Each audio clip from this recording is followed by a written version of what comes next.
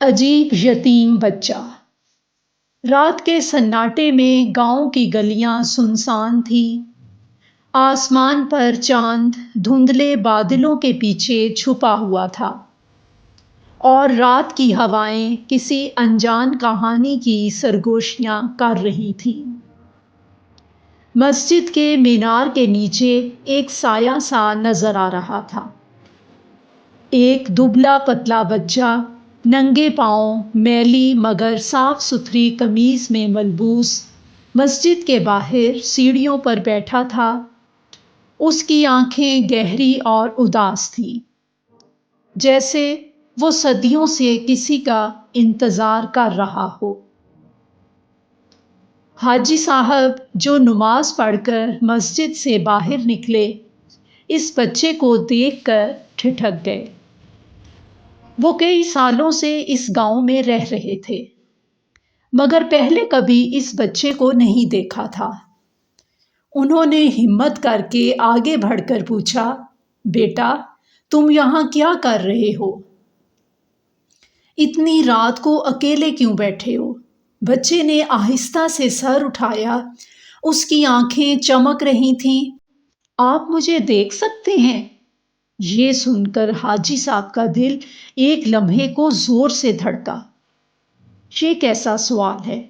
انہوں نے خود کو سنبھالتے ہوئے کہا، بیٹا تم کون ہو؟ کہاں رہتے ہو؟ بچہ مسکرایا، مگر اس کی مسکراہٹ میں کچھ ایسا تھا جو عام نہیں تھا۔ بچے نے کہا، میں تو ہمیشہ سے ہوں، بس کوئی مجھے دیکھتا نہیں تھا۔ یہ سن کر حاجی صاحب کا بدن کانپ گیا۔ ان کے ہونٹ خشک ہو گئے۔ وہ کئی بار اس مسجد میں آ چکے تھے، مگر کبھی اس بچے کو نہیں دیکھا تھا۔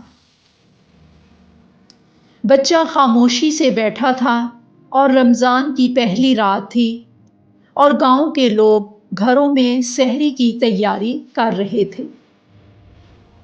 بیٹا تم بھی کچھ کھا پی لو، حاجی صاحب نے اس کی طرف دیکھتے ہوئے پوچھا۔ بچہ آہستہ سے بولا، میں روزہ رکھوں گا، مگر میرے پاس کھانے کو کچھ بھی نہیں ہے۔ یہ سن کر حاجی صاحب کو اس پر رحم آیا۔ وہ اپنے ساتھ اسے گھر لے گئے۔ ان کی بیوی نے حیرت سے پوچھا، یہ کون ہے؟ انہوں نے کہا، کوئی یتیم معلوم ہوتا ہے، بس بہت عجیب سی باتیں کرتا ہے۔ انہوں نے سرگوشی سی کی۔ بچے کے سامنے دودھ، روٹی اور کھجوریں رکھی، مگر ایک عجیب واقعہ ہوا۔ بچہ کھانے کو ہاتھ لگاتا جیسے اسے محسوس کر رہا ہو، مگر وہ کچھ کھا نہیں رہا تھا۔ بیٹا کھاؤ نا، حاجی صاحب کی بیوی نے کہا۔ بچے نے کہا، مجھے بھوک نہیں لگتی، میں بس محسوس کرتا ہوں۔ یہ جواب سن کر حاجی صاحب اور ان کی بیوی ایک دوسرے کو دیکھنے لگے۔ ان کے چہروں پر پریشانی تھی۔ اگلے دن جب سورج چمکنے لگا، گاؤں کے دوسرے بچے روزہ رکھ کر کھیل رہے تھے، مگر وہ عجیب بچہ مسجد کے پاس بیٹھا رہا۔ نہ پانی پیا، نہ کسی کمزوری کا اظہار کیا، نہ سحری میں کچھ کھایا۔ کچھ عورتیں جو وہاں سے گزر رہی تھیں حیرانگی سے اسے دیکھ رہی تھیں اور آپس میں سرگوشی کر رہی تھیں کہ یہ کون ہے؟ نہ یہ کچھ کھاتا ہے، پیتا بھی نہیں، مگر کمزور بھی نہیں ہوتا۔ ایک اور نے سرگوشی کی۔ رات کو جب سب لوگ سو گئے، حاجی صاحب نے ایک عجیب منظر دیکھا۔ وہ بچہ جو سارا دن مسجد کے پاس رہتا تھا، آہستہ آہستہ چلتا ہوا گاؤں کے پرانے قبرستان کی طرف جا رہا تھا۔ ان کے دل میں خوف کی ایک لہر دوڑ گئی۔ وہ خاموشی سے اس کے پیچھے پیچھے چلنے لگے۔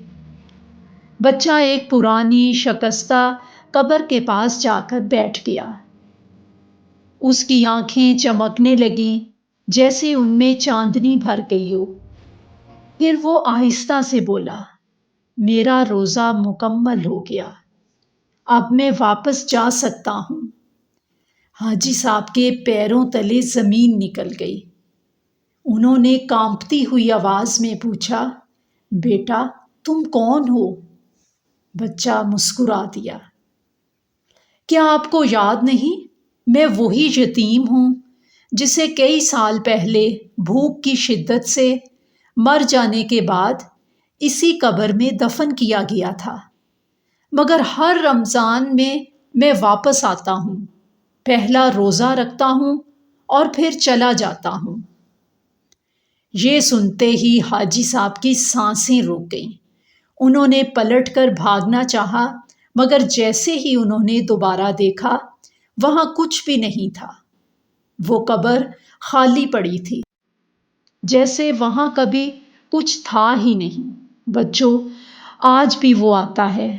کہتے ہیں آج بھی رمضان کی پہلی رات گاؤں کی پرانی مسجد کے قریب ایک بچے کی آہٹ سنائی دیتی ہے۔ کچھ لوگوں کا کہنا ہے اگر کوئی یتیم بچہ سچے دل سے دعا مانگے تو وہ پراسرار بچہ آ کر اس کی دعا قبول کروانے کے لیے اللہ تعالیٰ سے خود بھی دعا مانگتا ہے، مگر کوئی اسے دیکھ نہیں سکتا، کیونکہ وہ صرف ان آنکھوں کو نظر آتا ہے جو صبر اور بھوک کا درد جانتی ہیں۔ کچھ کہانیاں کبھی ختم نہیں ہوتی، وہ وقت کے ساتھ زندہ رہتی ہیں، جیسے روزہ یا جیسے دعا یا پھر جیسے یادیں۔